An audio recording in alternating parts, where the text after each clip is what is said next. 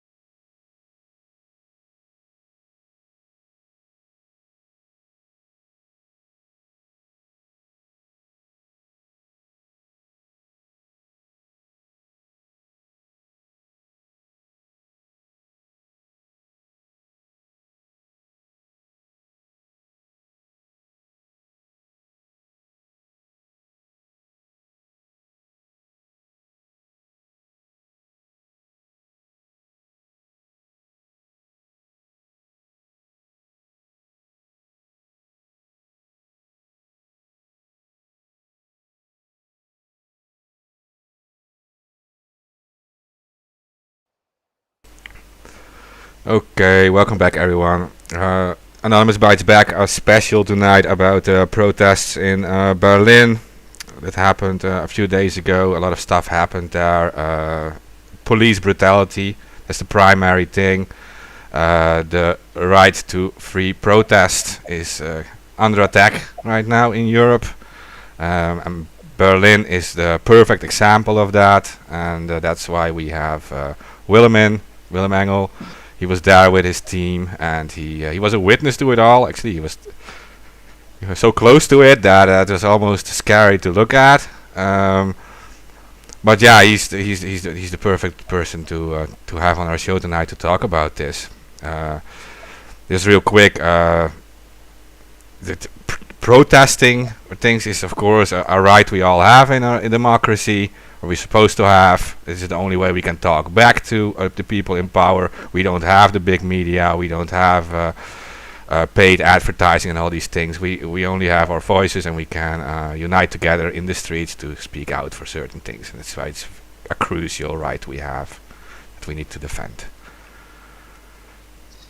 Yeah, absolutely agree with that. And Well, there's more avenues to make ourselves heard. Now, with social media, of course, that is another avenue, but none of the avenues alone will make a difference. That is very clear.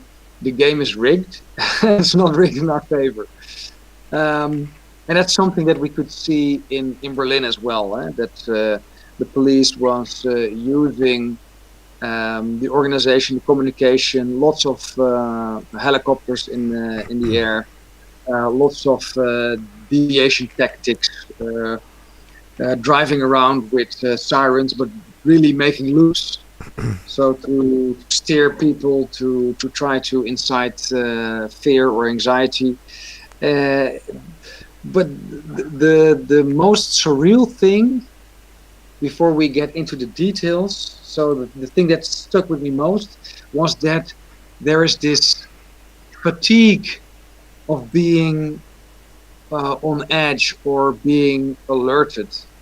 The protesters, but also the non-protesters, because it was a nice day in Berlin, and a lot of people there were shopping or hanging out. Nobody was reacting anymore to all that show of force and exercise of panic. It weared off. It doesn't work anymore. Okay. So, what did you think triggered all of this? That were the protests just too large? That the police thought like, okay, now, yeah, now everyone can just see that is actually, yeah, our entire. Well, it's a few things. Of course, the main thing is that the group, the original group that was organizing the protest, is Querdenken, the virus truth or the virus Wahrheit from Germany, Hmm. and that group is very successful. So they are framed into the extreme. They were trying to have humanitarian aid to relieve pressure on the flooded area in North Rhine-Westphalia, and they were sent away under the excuse that they were trying to incite violence, but they came to help. So that it's like sometimes we feel that we are framed in Holland, and that is definitely the case. But what is happening in Germany is, yeah, it's very close to what happened in the 30s to certain groups in society. So that is the main reason, I think. And then the circumstances, the two major contributors are the enormous protest in France. So I think Germany is very, very anxious that it will spill over into Germany, because that's game over.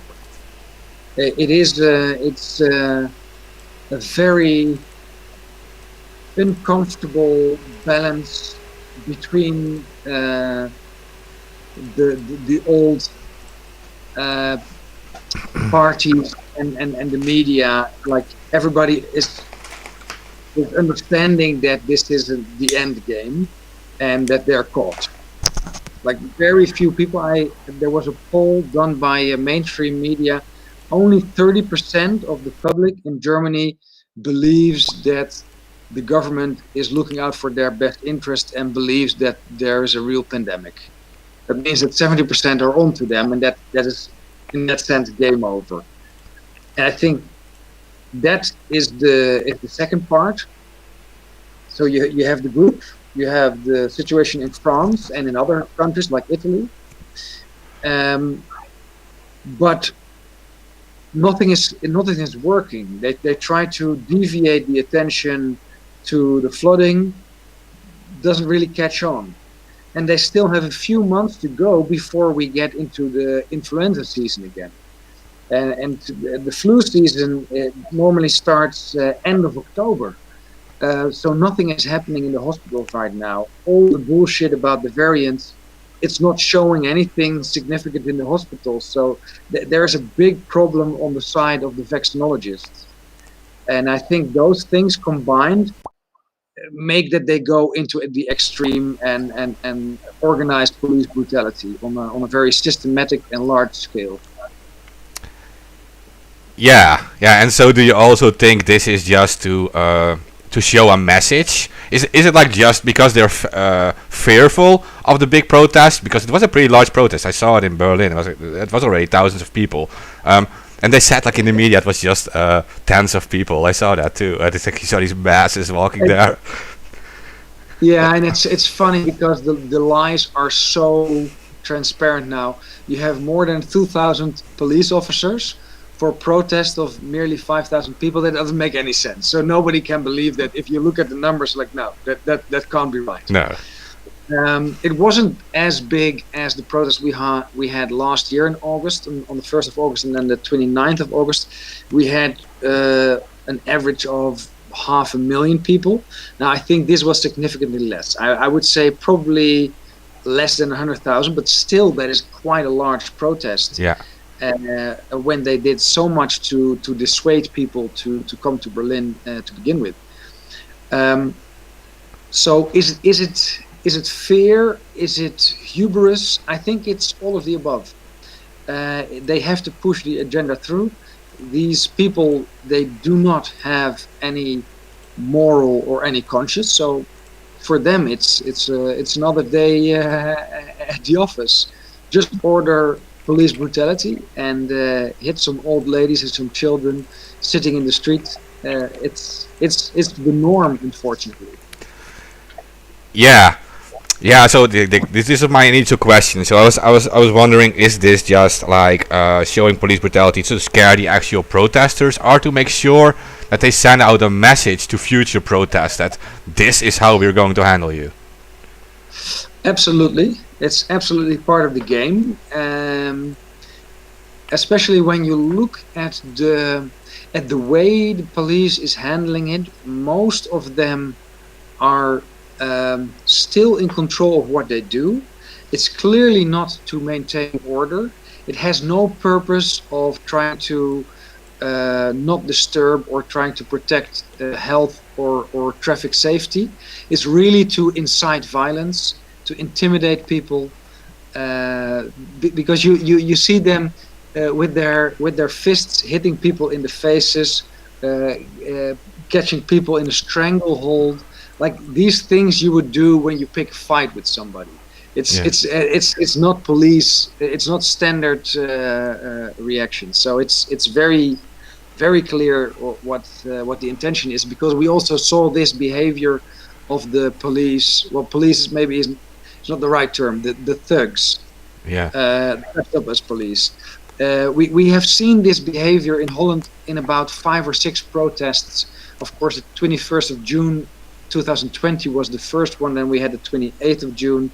Then it started again in 20th of August, 5th of September. Then it carried on. It went away a bit, and then the 17th of January it started. And then it was almost every week, with the peak on the 14th of March in 2021. And then Amnesty stepped in, and the board of the city of The Hague, and you saw like, okay, now we have to step back, and that's what we're like, the build up to it, the behavior of the thugs, but also the reaction in the media and the subsequent pulling back from that position. So I expect maybe the next week or weeks it might be still rowdy, but they will have to change their tactics, because everything is based on media appearance. Right. And now the media is shifting, because the media is looking at these images, and it's you cannot defend it. I mean, I saw a little kid, maybe 12-year-old, sitting in the street being fully punched in the face by a big police officer. These images are so graphic. It doesn't matter what this kid did or what he called the police officers. This is just police brutality on steroids.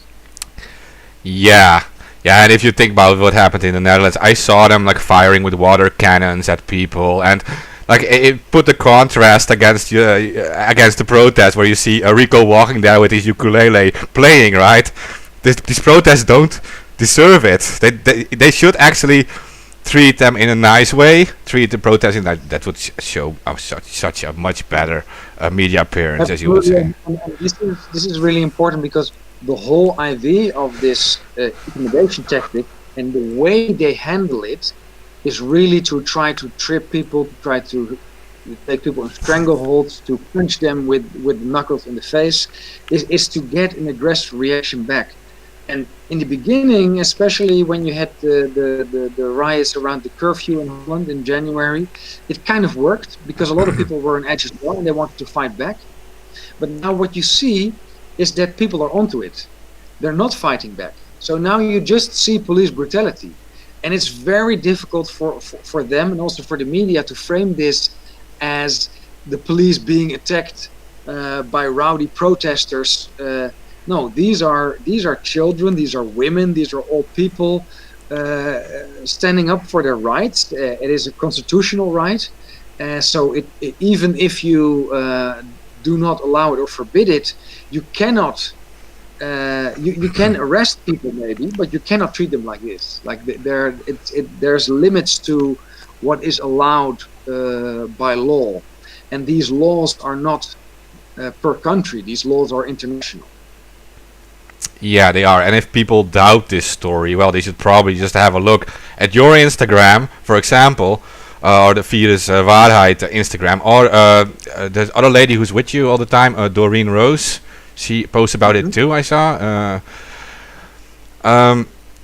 There I can see. I've seen all the content now. I asked you in DMs to like post some videos about this too, because we actually need that. We need to show that too. And at the end of this broadcast, I'll show these videos too. If you're okay with that. Absolutely, sure. Because I was like surprised. Like one of the videos started out with this guy being like thrown through a window. Like you saw the blood like all over the streets. And you were filming that. That I was filming, yeah, it was kind of surreal because nothing was going on. There was a lot of people walking to the Siegessäule, and then the police was on edge. They blocked it, so people were walking back, and suddenly I saw some police guys running across the street, and then I because it was still like 50 meters away from me, and then I heard crackling, and I saw something like a scrimmage. And I walked to it, so I didn't get the guy being thrown through the window on camera, but it was very clear what happened there. Like they were not trying to arrest him, but harass him or punch him, and it went wrong, because I don't think they did it on purpose to throw him through the window, but this is what happens when you do not control the violence that you exert. And also the guy that actually eventually died, because this is the first casualty, I think, in the protest. I don't believe that the police was trying to kill him, so it's not murder, it's manslaughter.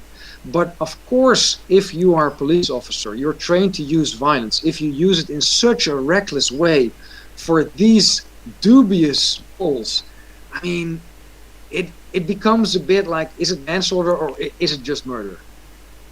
Yeah, no, exactly. Because these aren't criminals or whatever you're dealing with.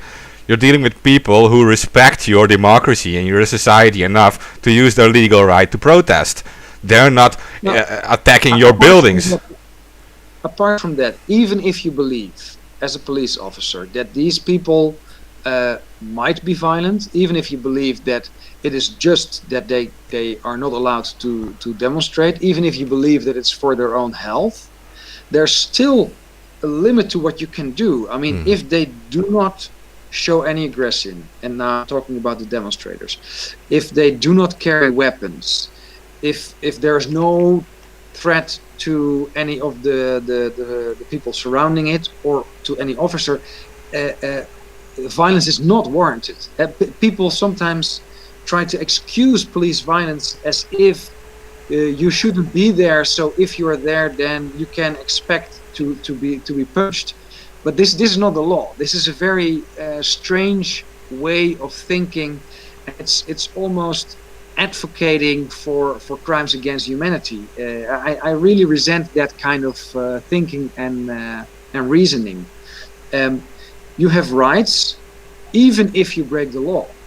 And we all know this. Like the biggest criminal, the biggest murderer, still has the right of a fair trial. Yeah. Still, it is not allowed to torture such a person.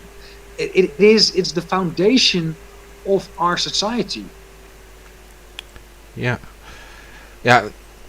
So there is a theory about this, and that is, would you think that it is possible that they're actually attempting to make the protests violent, that people get angry, so they have a justification to... Absolutely. That is the main reason why they do it in this way. So one reason is to disperse, another reason is to intimidate so that people don't come back the next time. But the third, and that's the most important thing, is the media coverage, the public opinion. They want to incite violence, and that is in Holland. Normally they use the Romeo's, arrest units that are incognito or are dressed like a civilian. So they incite the violence, then they step away, and the military units step in. And this is an old trick. So in Holland now we know it. Everybody films. You can see the Romeo's from a mile away. It doesn't work anymore. In Germany, they use almost the same tactics, but there the Romeos are Antifa. So these are also paid thugs, and it's also well documented. So they step in and start to attack protesters. Then the protesters fight back. Antifa goes away, and the police steps in. This is the standard that they use. But I think most protesters are not intimidated anymore. So if you're not intimidated, you don't react out of fear or out of aggression, and it's much more difficult to pick a fight. And what you see, or what you saw in Berlin, is probably a plan B. The plan A was to disperse, intimidate, and incite violence, but especially that last part didn't work. So then you just have to attack randomly people and hope you get good images. And that went horribly wrong, because we saw a lot of people being beaten to the hospital, and unfortunately one guy died. And I hope this is a turning point. But what is very important, and also if there's viewers that have been at the scene, please file a complaint, file charges, especially against the mayor. Michael Müller is his name. It's the mayor of Berlin, and he is the main responsible person. So he has to stand before a judge. I'm not saying he is guilty, but I'm saying he has to stand before a judge and give a witness testimony. Yeah, no, that makes sense. And about Antifa, we used to call them agent provocateurs, right? They would just, they would be with you. You would have, especially like at the G20 protests in the past, there would be peaceful protests. They would show up. They would start throwing stones at the cops, and the cops had a reason to attack you. And Exactly. Yeah, so that's just what they do. And they were always wearing complete black. Their faces were covered, and interestingly, like when you would later check back and look back at the pictures, they would all wear the same police issued boots. So they were also easily recognizable. Like the Romeos, they're also easy to recognize now. They show up in this little group of people, and they walk super aggressive through the entire thing, and people catch them. And this is one of the reasons I often say to people who are fed up with my speeches about love, because I cannot speak enough about love, and not only because it's a hobby or that I feel that feeling or that emotion, but because this is a strategy. What I want to achieve with that is that first of all, people stick together. Second of all, people are not provoked, and third of all, you make the contrast very large. If people are at peace, are loving, are smiling, then it's so easy to pick out the people who have a bad intention. Yeah, but that's also the thing. Like when you protest for your rights and you're standing there together, you're walking there together, you're not being hateful. You're actually defending a free and open society. You're defending a society of love and of people being able to normally communicate with each other. And yeah, like you're saying, if you're spreading love, then you're showing a huge contrast to those compared to those who have the monopoly of on violence. They have the weapons. We don't have the weapons. Like we have nothing. Like at least in Europe, we don't have any weapons. Like Yeah. we have we only have each other. Yeah, and it will spiral out of control. Like there is a bigger plan behind this, and if it was just one country, maybe violence would be an answer to a certain change of government or regime change. But in this case, the plan behind it wants turmoil, wants chaos, wants death and destruction, so it can step in as the new world government. So you're not helping by creating more chaos. No, exactly, because that's what they want. They want to create order out of chaos. So they need the actual chaos. They need a destabilization of the current countries to install their new system. So yeah, when we create chaos, it actually helps them. That's a good point. Yeah. And I'm not talking about that we should just be lovey-dovey. No, we should keep standing up, keep protesting, keep doing actions, keep informing, keep doing social media bombardments, keep doing court cases. All of these avenues, we should exert pressure on the regime. But trying to disrupt their system without harming society. Yeah. Yeah, and because that is also like, okay, I wrote a little article about this a few days ago, and I ended also with, we don't actually want to go to this new normal thing, right? We want to go back to normal and be able to just live our lives as free as we can. So we're not here to like destroy how it was. Like we want to go back to how it was, or at least make it a little better, like less corrupt politicians and these things, but.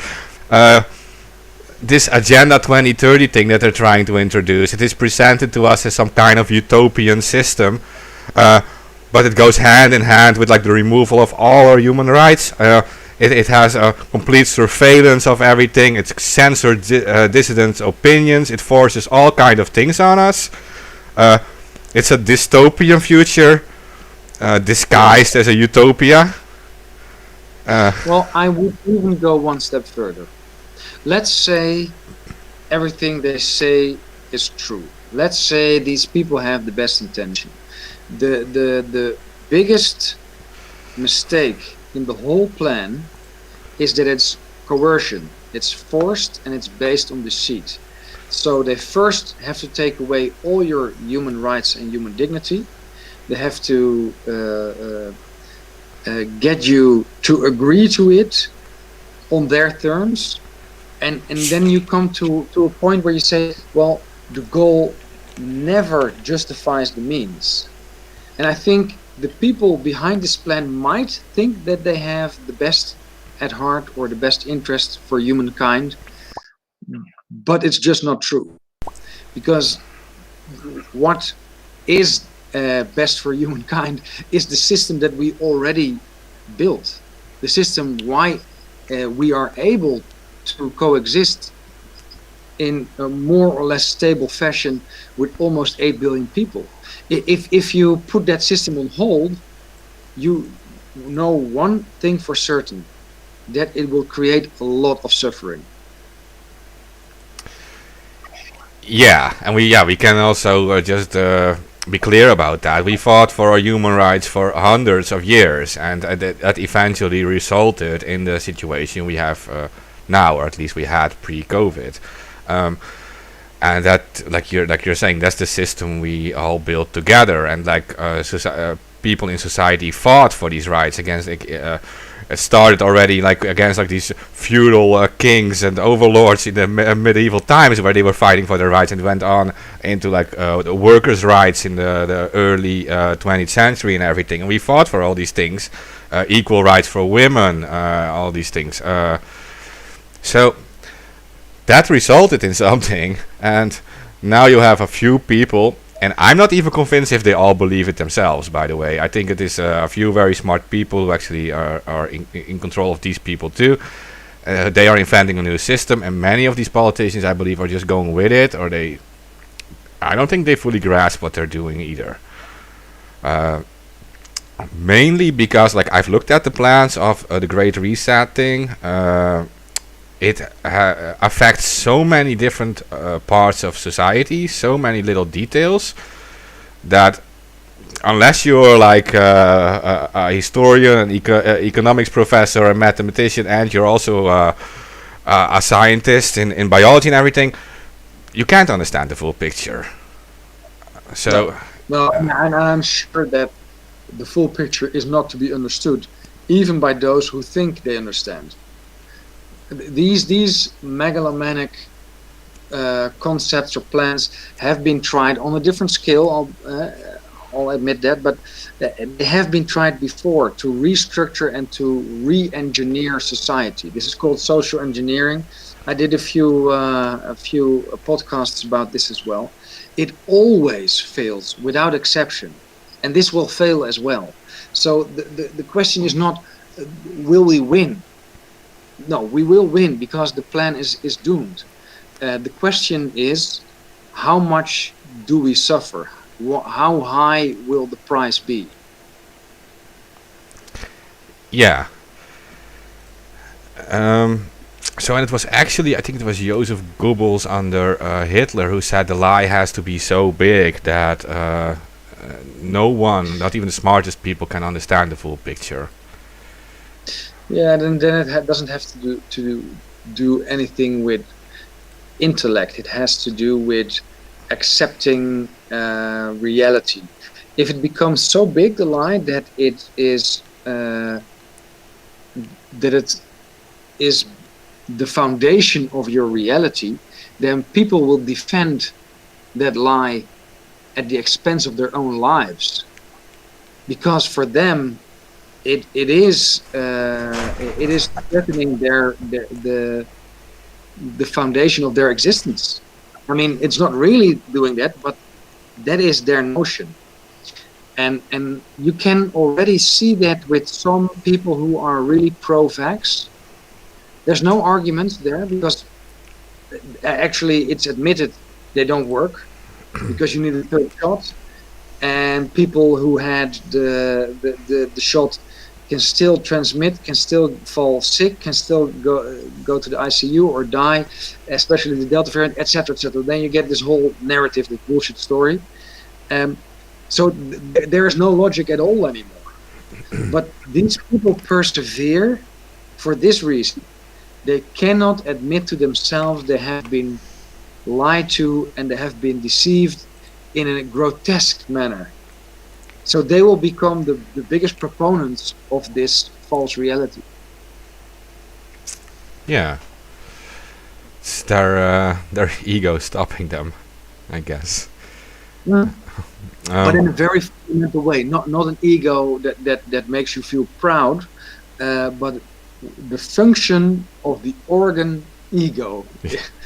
The function of ego is to preserve the me, the individual, and that can be done to cling on to all the attributes, all the safety, the relative safeties, or all the branches that it can hold on to. Yeah. Well, okay, so in regards to this COVID thing, scare tactics aren't new, right? They have always used this in healthcare, or at least for a very long time. Talk about the really unhealthy things like cigarettes, for example. They have put all these scary little things on the packages to try to like convince people not to buy cigarettes, for example. Yeah. This is so. Yeah, exactly. Which fear is bigger? The fear of missing out or not loving yourself? Because I think those are keeping you in the loop of being addicted, or the fear of a possible distant death, then people always choose the short-term outcome. So I'm sure that they did a lot of testing before they did these prints on the cigarette packages, so they knew it wouldn't matter at all, that people would not stop from these prints. Another thing that shows that is that the price ramps went very gradual, Hmm.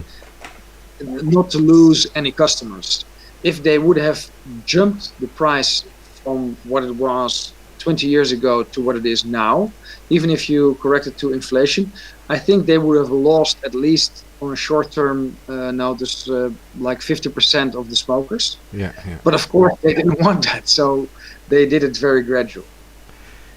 Yeah. And this little steps, I think it's also, I don't know if it was Stalin or Goebbels or Goering maybe even, who said that if you take away their rights and you do it with incremental steps, and then they won't even notice that their rights are being eroded or being taken away until it is too late.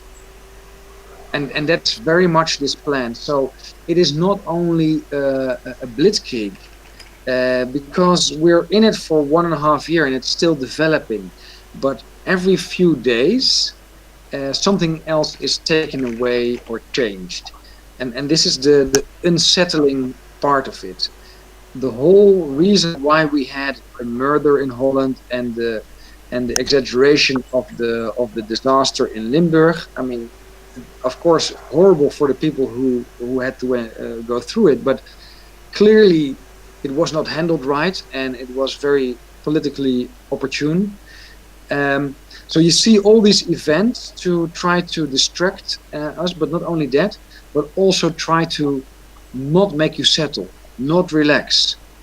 Open the theaters, open the discos, 1 week close it again. So it is not allowed to settle in a sort of state of normality or normalcy, because we have to be molded further. Yeah, and I guess that is also, yeah, to keep the people in constant distress and to like constantly, yeah, keep pushing that they are in danger and that the terrorism of the virus is like waiting on every street corner and it's always there, and they will continue with offering their so-called solutions, and because you're all scared and you're going to look this is evolutionary biology, right? That you are looking at the leaders of your pack, for example, for safety, the alphas, right? And they're going to offer you the protection. Even like long ago they used all kinds of gods for that. Now we look at our leaders for that. We like attribute all these special powers. I think the leader cult is part of our being human, but it's even older than that. If you look at the biological classification of our society, of our social life, then of course the individual plays a big part, but that wasn't always the case. I think the family and the tribe have been more fundamental to human existence than the individual or culture. So we have branched out, we have made a bigger bandwidth of social behavior or social exchange, because the individual on one hand became much more important when our society progressed, but also culture has become more important. And now you see these 4 pillars: the individual, the family, the tribe, and culture, language, or society. But what I think we're transitioning into is the pan-humanism. And of course, people during the Enlightenment already had these philosophical ideas about this, but now we have the technological means to have a real egalitarian society, have communication forms that enable you to communicate with practically everybody. With communication, and I use it in Google as well, you can directly translate articles, you can directly translate languages. So the boundaries between those cultural areas, which normally are comprised out of belief systems and languages, start to erode, start to disappear. And then you get to this pan-humanism. And I think the ideology behind Agenda 21 is very much aligned with the One Health ideology. And that is more the pan being in balance with animals, with nature, with ecology, with the planet. And it's also a bit of new age or spirituality, but in a very different way. So now we have these 6 layers of existence, and what Agenda 2030 tries to do with us is to extort us or to coerce us to surrender in those first 4 layers, which are our real fundament. So the individual, the family, the tribe, and the culture, in order to reach those higher levels. And that's what I mean with even when you think that this is a utopia and that you do it for the improvement or betterment of mankind, the experiment will fail because the assumptions, the prior assumptions, are incorrect. Our basis is on these 4 fundaments, and it's nice if we can reach those higher levels of being or awareness of or thinking, but it's that has to be a gradual process. Not everybody is there yet, by a long shot. No, and especially not if it's forced on us, like in such Exactly. a way. That, I mean, that's no, we're all not ready for that, I think. No, that you have to. You need a paradigm shift, and a paradigm shift is like you have to discuss solutions. You have to talk about all these things and come to some kind of like consensus among people, and that there is no forced consensus. That is oppressive. Exactly. And if stakeholders cannot decide for their part or their future, then this is a system that will fail due to internal tension and strife.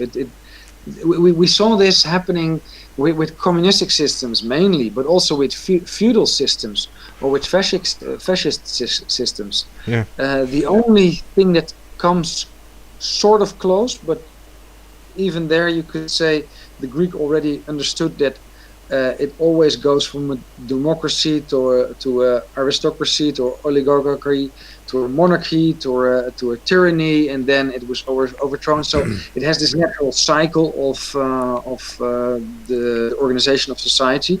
But I would say the democratic system, and I'm not talking about the implementation, but just the idea of democracy, that stakeholders have a say in what is for them and how they can develop their own future, is the best system, because it is closest to balancing out those 4 basic pillars of human existence. Yeah. Yeah. So what you're saying is that cycle. Well, you can argue that like if you have like an open capitalist economy, that eventually some big businesses will remain and others will go bankrupt. Some big powerful corporations might take over in the end. They will try to buy political power and they will mix with politics, and that's when you have like this oligarchy with. Yes. But Yeah, that is the same version. What happens is what we now call in capitalism the agglomeration of capital, but in power structures, because we can exchange money for power in that sense, it is the agglomeration of power. And you saw that, of course, in the Roman Empire, which started as a republic, then became an empire with an emperor, and after a few generations, it deteriorated and it collapsed. And this is bound to happen, because that system where the stakeholders don't have a say will internally corrupt, and that's exactly what happened then, and what happens now, and what happened in any power structure. If you look at the church, if you look at any monarchy, every monarchy fails, every monarchy collapses, and every empire collapses. yeah. Yeah, So exactly. in that sense, we don't have to worry for the future that much. I mean, it will collapse. That there is no doubt about it. It is really just how hard will the transition be? What price do we pay? I think what a lot of people don't realize is that society is already shifting. The paradigm shift is already going on, and some people try to come at it from a philosophical angle or a spiritual angle. And I'm not saying one is better than the other, but what is very apparent that with our new technology, we have to rebalance society. Yeah, and when looking at these protests, we are looking at a gathering of the so-called weak against the powerful, the weak who have fought for the human rights for so long. And the thing is that what people should realize, I think, is that human rights shouldn't be political. I mean, politicians shouldn't be allowed to decide what human rights are, or what human rights we have. Like, no government should be able. That's a very good point. That's a very good point. These human rights, and we call them also fundamental human rights, are beyond politics, beyond what people can legislate about or can decide about. And that is sometimes even, and you can have these analogies between capitalism and democracy. They are the least crooked system if they're implemented well. But it has a lot to do with regulation. And it sounds weird, but unchecked democracy and unchecked capitalism will actually always lead to this agglomeration of money or agglomeration of power, which will destroy the initial capitalism or democracy. Now, what I mean with that, if you look at a democracy can only stably exist if there's a constitution. Now, what that constitution does is regulating society. So, and then we come to fundamental rights. If you take them away, so what is the opposite of fundamental rights? It is the dictatorship of the majority. And the dictatorship of the majority. So if you have 51%, they could decide to kill the other 49%. And this is putting it into extremes. But this is why you have to have this regulation. So democracy, nice that stakeholders can say something, but on the foundation, it is not a matter of majority. It is a matter of unanimous decision.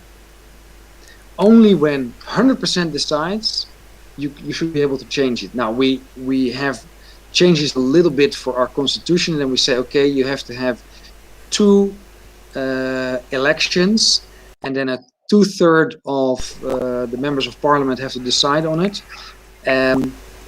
But it shows that these checks and balances are there to protect minorities, and with that protect human rights, because normally the minorities are the proponents, because these people are exercising or are in need of these human rights.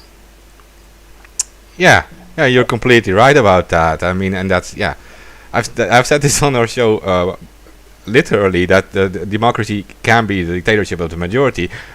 That is true. I mean, if you 51% decide something, the 49% are always going to be oppressed without these human rights that defend them. And that is also why I said, like, yeah, these should actually not be political in any way. But yeah, no, you're completely right. And with that analogy, then we should also agree that we need a constitution for economies. We need a constitution for capitalism. So what we did, and now this might sound strange, but we actually need a constitution of fundamental business rights in that sense, especially to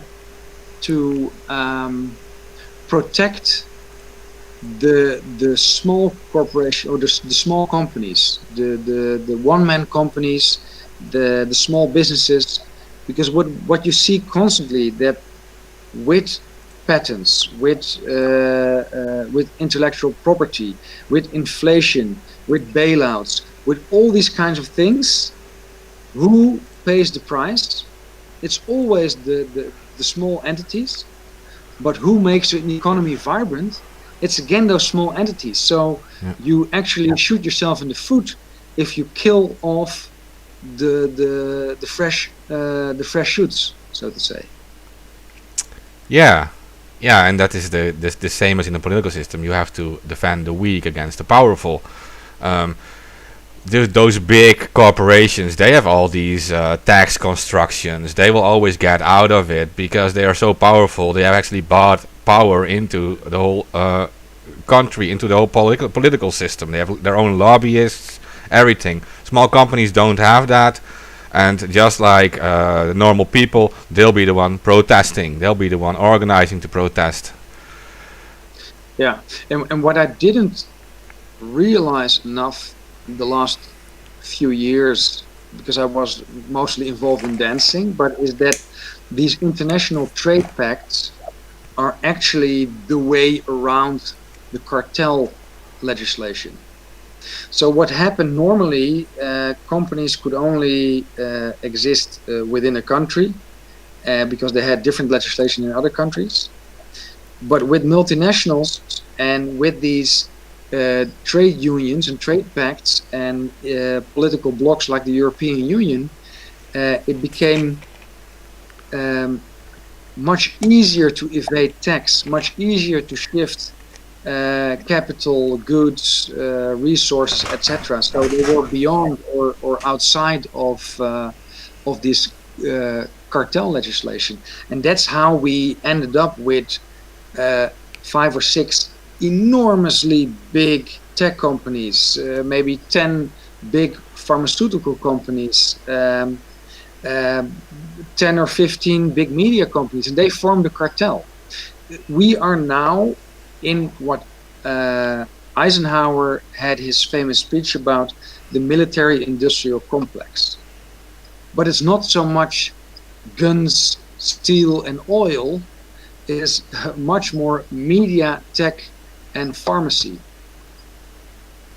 Yeah. Yeah, the power of the media, you can't deny that at this point. That is became so big. They make and break politicians at this point. Yeah, and many people, I don't think realize that actually this effect of the European Union and these companies being able to hide their funds or to transfer and keep whatever profit in all these weird constructions, that is even possible. But I was debating with animal rights activists back then when they were trying to remove the Dutch farmers, right? We had these big farmer protests in the Netherlands. They were trying to make new laws that would make it pretty much impossible for farmers. And a lot of animal rights activists said, like, yeah, maybe it's time to stop the whole keeping animals on your farms in the Netherlands, etc. Now, I was just debating against them, and they got really angry because my statement was, well, actually, here in the Netherlands, we actually fought for a very long time for animal rights already, and there's all kinds of rules and restrictions these farmers actually have to deal with. And the second you remove the farmers here, the demand for meat is not going to be less. They're going to move to Eastern Europe or whatever, where there is this huge bio industry. It's going to be the same big ones, the big corporations, who will have that bio industry in Eastern Europe, where there are no protections for animals, and actually you're going to see far more animals being treated bad. So that's the thing. Like, you could literally, and this is due to the deregulation, so to say. And it sounds weird because when people think of Europe, they think of a lot of legislation, a lot of rules, a lot of debating and what is it good for. But in reality, it's a lot of rules for a lot of small things, but for the big companies, they go around it. Yeah. But with that debate between animal rights activists and farmers, I think what is dangerous, especially when that is unchecked, the opinion of the majority is not the thing that is good. It is the thing that is the majority, and that's the only thing. And it becomes even more scary if that majority starts to feel superior. Now, with animal rights activists, and this is why, and I cannot place myself on the left to right political spectrum, but what we see with left-leaning organizations or political parties is that they assume moral superiority, and this is the key. This is the core component of totalitarianism. And what I mean with that is that if you claim moral superiority, you start to behave like the means or the goal justifies the means, because the end result will be better. And if everybody thought like you, it would be a better world. And if these farmers just change their life, they would see that it's much better, etc., etc. So this comes to the point of real acceptance. So real acceptance is not trying to explain your way of living until the other one adheres to it. No, real acceptance is about you living your life and respecting other people's living their lives without trying to change it. And I think that is really to the heart of libertarianism. And then sometimes people mistake that for an anti-social approach, but I think that is the core of coexistence. Yeah. Yeah, it is. What is wrong with like limiting your influence on another person's life to just advising them instead of forcing them to do everything? Yeah. So I'm personally I'm an anarchist, right? That's as close. Libertarianism is as close as possible to that in our society, I guess.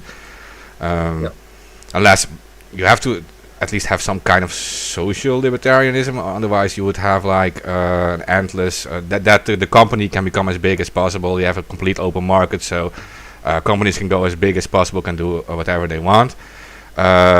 And the social part would be like still fighting also for the human rights of like the employees and the And I think you cannot completely separate it.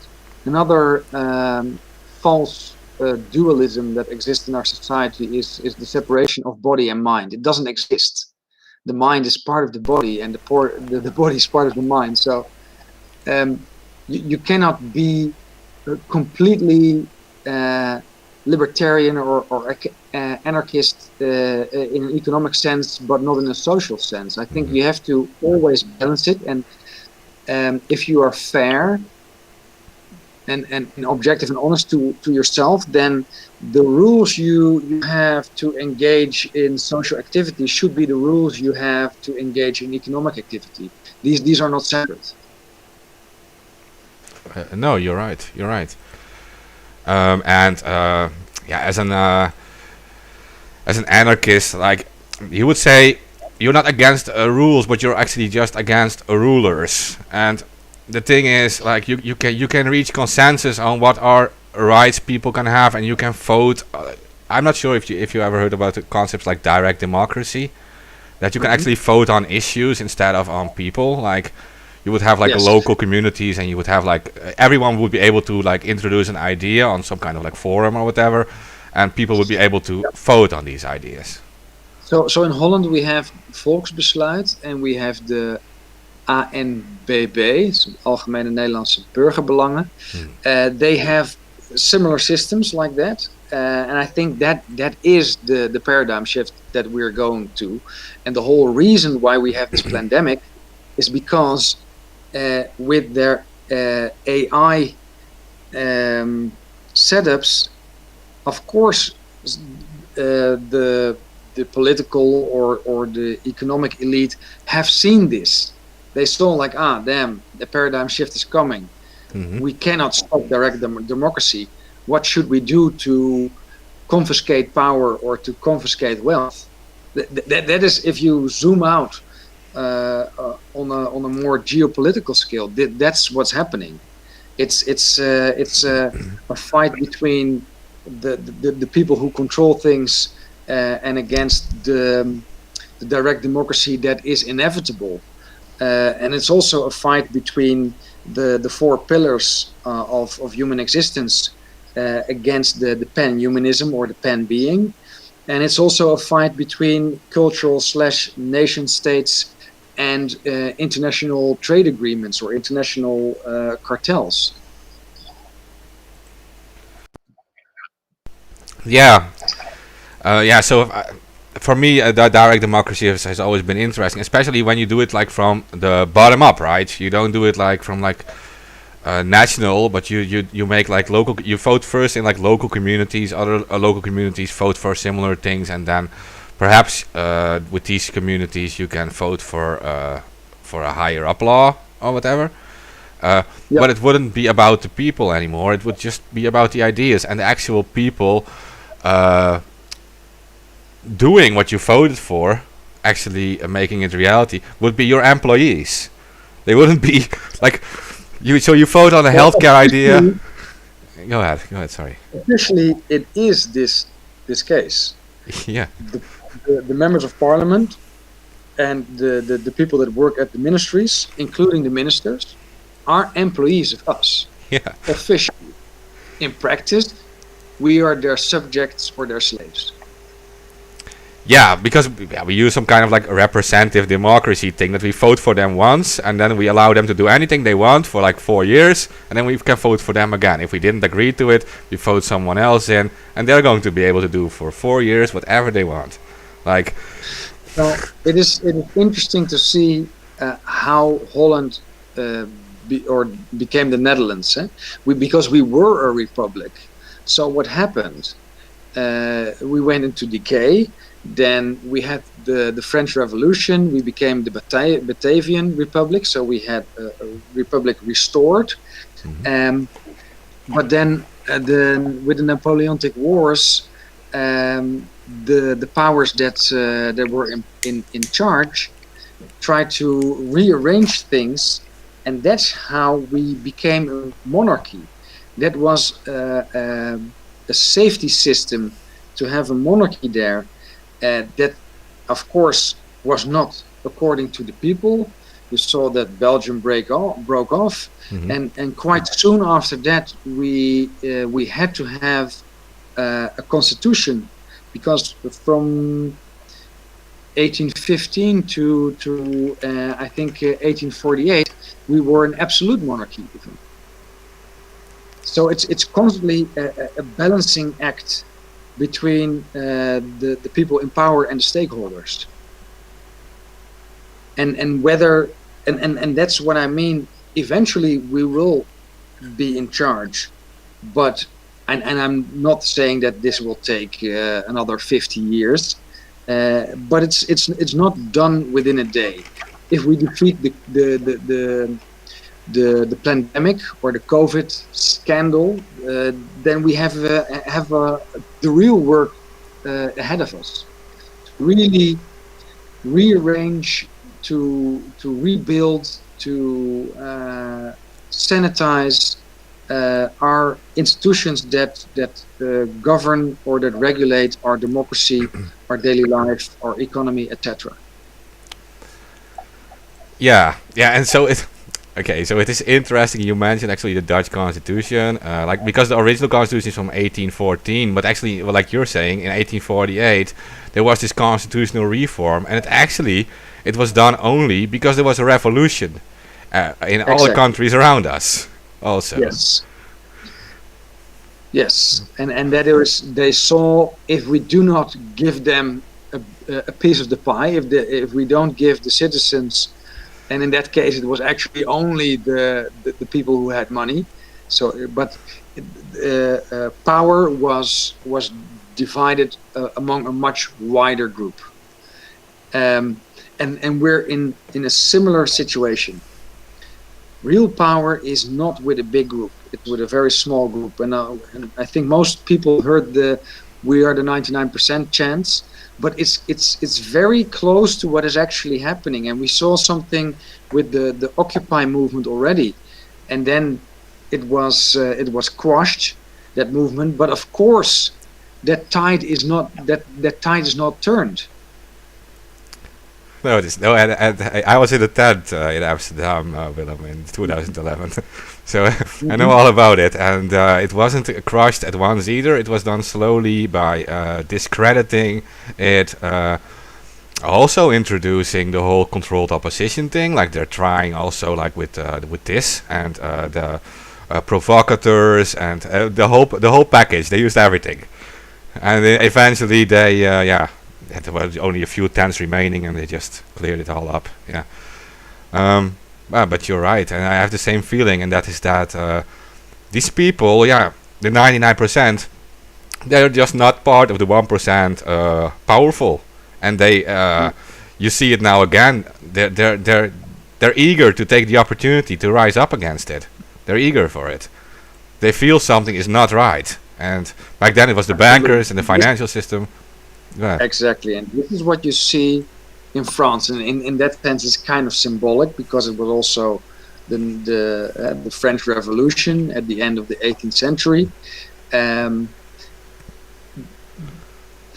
Also, France was always a pilot country in Europe, and now you have Macron, which is a banker, which was just put in the position of the presidency for this purpose. Now we know why he was there, because it was a very strange and mysterious figure when he rose to power from nothing, and suddenly he became president. And now we know that he was in the school of Rutte and Merkel, etc., etc. I think there was just a documentary released about that school in the 90s, that they got all those people together. So the Gateses, the Merkels, etc., in literally together in a class. And what was funny is that Orban, now the enfant terrible of Europe, was actually part of that class. So he knows what's going on. He is aware of the plan because he was groomed to be part of this plan. Oh yeah. And it's very interesting what will happen. I feel that especially the countries in Eastern Europe are waiting for the right timing to break off. Yeah, because they were dragged in with all these economic promises and everything, and then suddenly they start realizing they're giving all their sovereignty away, and it is Viktor Orban who is known as like a super nationalist or whatever, but he's also just protecting his own country, I guess. I mean, at this point we see it happening. Absolutely, and you can say a lot of stuff about Orban, and maybe you're right, but the thing that makes him much more credible is that he was one of that class. He was groomed to be a new dictator in a democratic fashion. So a few years ago, he had this whole anti-Soros campaign, and a lot of people didn't understand why he was doing that. And now people understand, because he was the sweetheart of Soros. And we have such a person as well in Holland, and that's actually Kaag. So she's also a sweetheart of Soros. And no one knew who she was, but she still got in power for some reason. It's like yeah. No, continue. Sorry. No, these people are groomed, and we started with Macron. He is one of those, and it's very clear to see what is now happening in Paris, is that people are fed up. They are fed up with the bullying, the rules, the deceit, the false promises, and knowing the French, once they get going, they don't stop.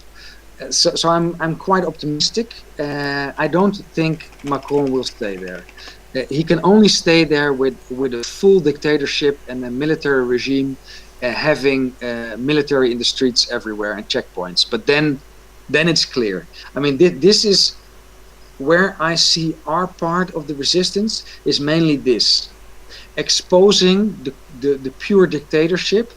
It's not so much fighting them. The people will rise up once it is very clear that there is a complete dictatorship. Yeah, yeah, and Macron's history is kind of shady too in that sense. I mean, yeah, he started out as, I think he was part of the Socialist Party, but he also worked for a Rothschild bank in England, if I'm correct. Um, Yes.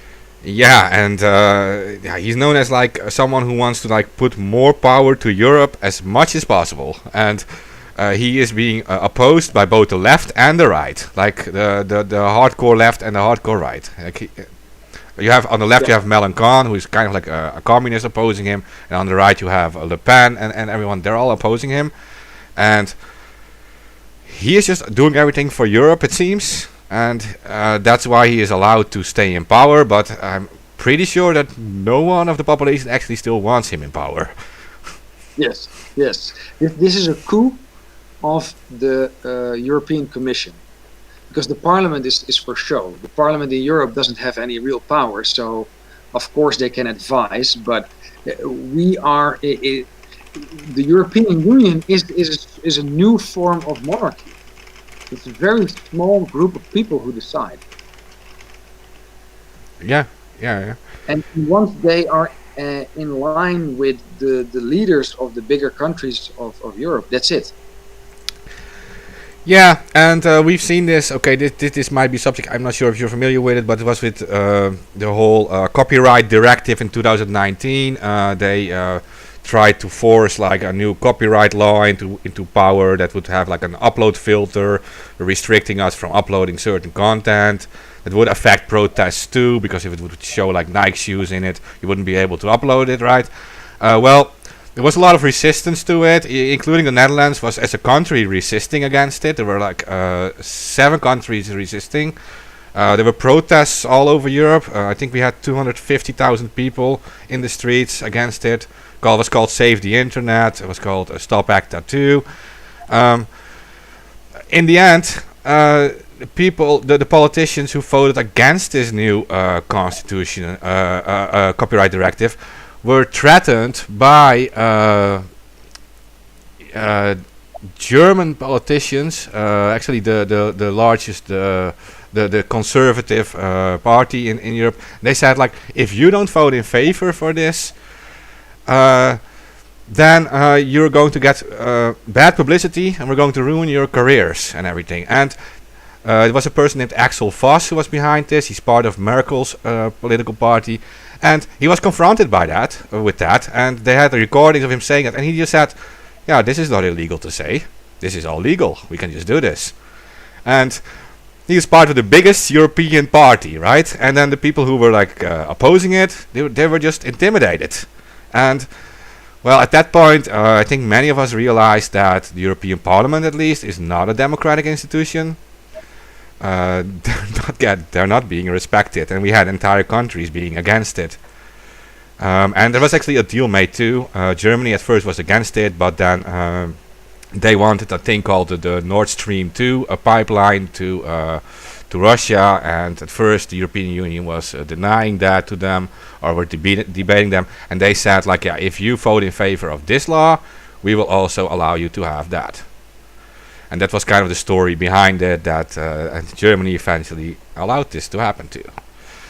And that's kind of, well, we lost our open internet in law back then. And within 2 years it has to be implemented. This year it will be implemented. It's called Article 13, Article 11. We even had big YouTubers like PewDiePie opposing this, getting people to the streets, right? Everyone was like standing up against it.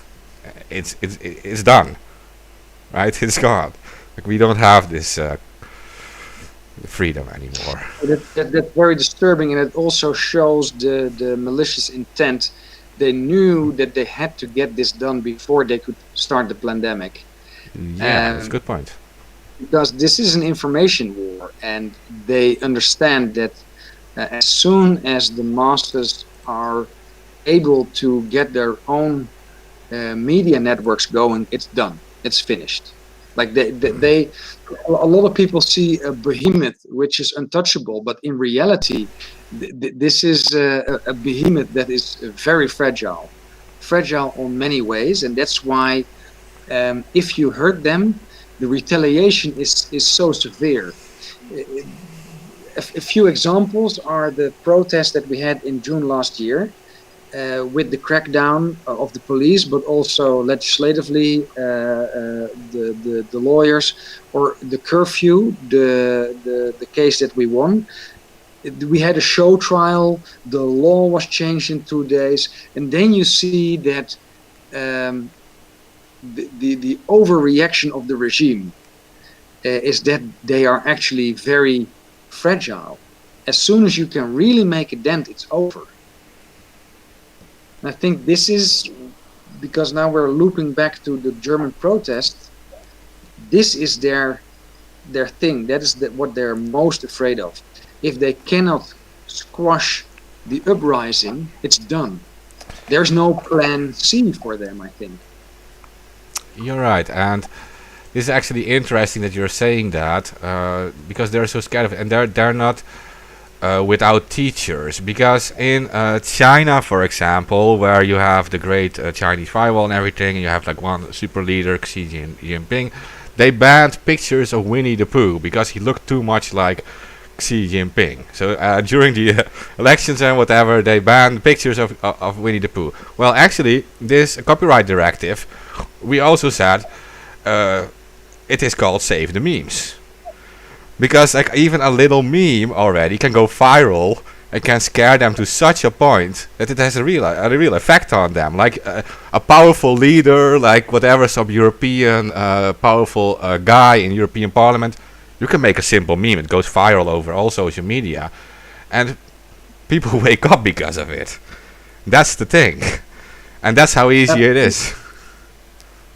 Yeah. I get attacked every week now. Yeah, and that's a compliment to your stuff. That you know that. So absolutely. But it shows that, of course, we have an organization. But I do most of my social media myself, and I just put stuff on I know that agitates the regime, and you see these hundreds and sometimes thousands of trolling accounts on my social media, and I'm just one person. Imagine if we all do this. Yeah, of course. Keep blasting, never be distracted, never let it escalate, don't be intimidated or provoked. Just keep bashing. Well, bashing is not the right word. Keep serving them raw truth. Yeah, of course. I think when the last time you were on with us too, like we actually discussed that these people keep repeating these lies to them, and they're using the TVs, they're using now billboards about the COVID stuff. They're using everywhere. The people are being confronted with these stories they're making up, and we have to actually do the same thing. We have to repeat the truth the whole time in different wordings, but we have to do it everywhere. So on the internet and protests, like we should have these little flyers in every train and every bus. They should be just laying around there, and paper boys should put them in between newspapers and throw them in yeah. Absolutely, yeah, and that is why, like I was talking to Jeroen Pols, my legal partner, today, and it's just keep doing what we're doing and push, especially on the people, the individuals that uphold the story, and then it will collapse. Yeah, and okay, and about Jeroen and yourself, I should give a shout out to Rico too, because he uploads all your content on our YouTube channel, absolutely. Another Voice.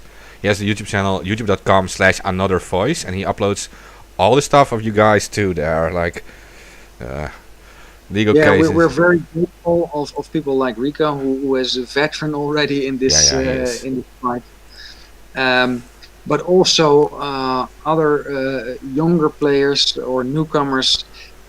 What you see is that it looks chaotic, but people have learned so much in 1.5 years. If you look at activists, politicians that are on the right side, if you look at the new media, if you look at people that fight in court, uh, in 1.5 years, a lot of people have become almost a veteran, and the people who are still standing are a force to be reckoned with. They will not go away. No, and I know Rico for such a long time, or ever since the whole Pirate Party stuff. This is so many years ago, and he's always been there, and I know he will always continue to fight for this.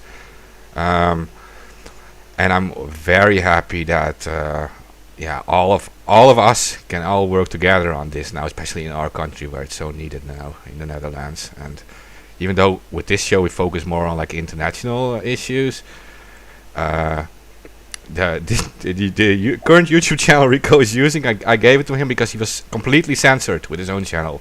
They deleted his own channel, the podcasting, and I just gave this channel to him, and he has been using it ever since, and he is doing amazing work with it. And because yeah, this is Yeah, but it's so strange that we have to prove in court that YouTube is censoring. I mean, yeah. censorship should be an immediately red flag. Any company that has that even has the suggestion of censorship should be stricken down immediately, because people, it is a bit what I commented on the last few days about police brutality. If you don't stop it there, then it will come for you yourself, and there is no exception. Censorship is always part of totalitarianism. There is no exception. There is no good censorship. It just does not exist. And a lot of people who then try to claim like, well, yeah, but if it's for public health, no. The only thing that can help against misinformation is good information. And good information should be open, transparent, and honest and complete. So that means that you should always be open in how you got to that information, where are the sources, have a complete overview of the information. And I think if you do that, and that's the complete opposite of what our government does, then misinformation cannot have such a big influence. Exactly, because whatever happened to like the scientific method, like they come up with an hypothesis, right, and it should survive all the critics. Otherwise, it doesn't become like a conclusion. It still is a hypothesis. And when you like change your entire society based on a theory, and which is not proven because you don't allow anyone to talk about it or to speak back and to give their own evidence to like debate it, then you're dealing with kind of like a medieval thing where they were saying these independent women were witches and well, let's burn them all at the stake. Well, that is another analogy that I use a lot. This is the Holy Inquisition, including the witch hunt. Yeah, absolutely. If you monopolize information and truth, that is another thing. Then you know that you're in for totalitarianism. Yeah. And yeah, so open debate should always be respected. And when you're talking about censorship, yeah, they're saying medical misinformation. But actually, you're not at this point. You're not even allowed to talk about the subject. Like, no, but if you looked at the court case on the what was it, on the 28th of July? I was in Belgium against Van Ranst, and we had the court case against YouTube. For Wiebe van Haga and Flavio Paschino. And the funny thing is that YouTube actually admitted, yes, we do censorship, and yes, the information surrounding health changes, and they shoot themselves in the foot because they said, well, yeah, but it's logical that some information changes because we know very little of the virus. No, but if you know very little, how do you distinguish what is right and what is wrong. Yeah. And then you see the us and the ahs and the and YouTube is just a marketing machine, and they have been bought off, or are actually a dealer themselves. It's nothing else. They trade in deceit. If you get banned, then actually now, in my opinion, your video becomes more valuable because it probably is true. Yeah, of course, yeah. I mean, it also becomes more interesting, to be honest. I want to find that video, like what is in it that they don't allow. But well, at the second they start censoring opinions they don't agree with, they're actually no longer an open platform. They're actually a publisher. They're like a news, like a magazine that publishes its own opinions, and they're a front for the establishment. And then we get into the legal debate, Section 230, I believe it is, in the United States. Yeah. It's very clear, and in the United States, a lot of people are taking YouTube to court, and Facebook and Twitter, until now with very limited success. But this is also a tsunami; it cannot hold. I talked to Dr. Shiva, and he has proof that Twitter had direct contact with the government and did also the bidding of the government by blocking or even deleting his account while he was in a political race. Well, then Twitter is guilty of election interference, and I think that is enough. If you can really prove that in court, then you can disown that company. Yeah, you're right. Because that's what they're hiding behind, these big corporations. That is Section 230. That they cannot be held responsible for what people do because, they're a public space. And but the second they become publishers, they can no longer hide behind it, and they need to be held accountable then for that. But what the solution to that is? Probably we need more legislation. We need to disown all these companies and cut them up in small pieces. If we do not regulate, because these tech companies have done the same as all these other trade companies that made or that really profited from this globalist agenda of all these trade unions and pacts, that they are going around any local or national legislation. And you see that Holland is actually a big part of it, like Switzerland. We're a tax haven. A lot of companies are here. Pfizer is here in Europe, next to my door almost, in Capelle aan de IJssel. All the contracts for almost the entire world are coming from this, and it's an insignificant building. It's a postal address, just for tax purposes. Yeah. Yeah. Okay. So that's we need legislation against these big ones. Some would argue we need more decentralized social media, right? More initiatives, but like I always have the feeling they kind of like honeypotted us. Like they when they first started to arrive, Facebook, Twitter, and YouTube, they said like we are the open space. Here you can give all your opinions, like all join us, and they were actually much more easygoing with things. You were allowed to post a lot more. And then when everyone was in, they started to cut down on everything. They started to remove. Yeah, and if you look at Amazon, who is also a player in this, if you look at their profit model and then try to see the analog or the similarity with the other big tech. So what Amazon does is they also pretend to be a platform for businesses.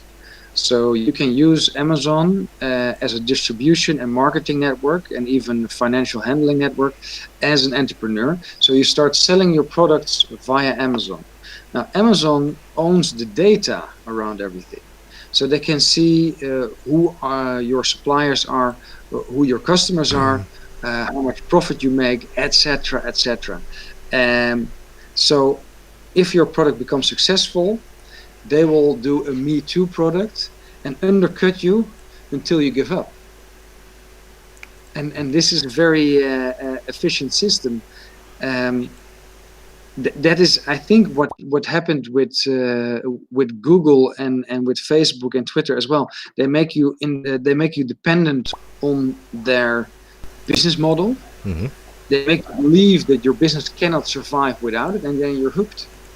So I am also an entrepreneur. I have my own dance school, and what I now see with this COVID pandemic is that I had to rely much more on word of mouth.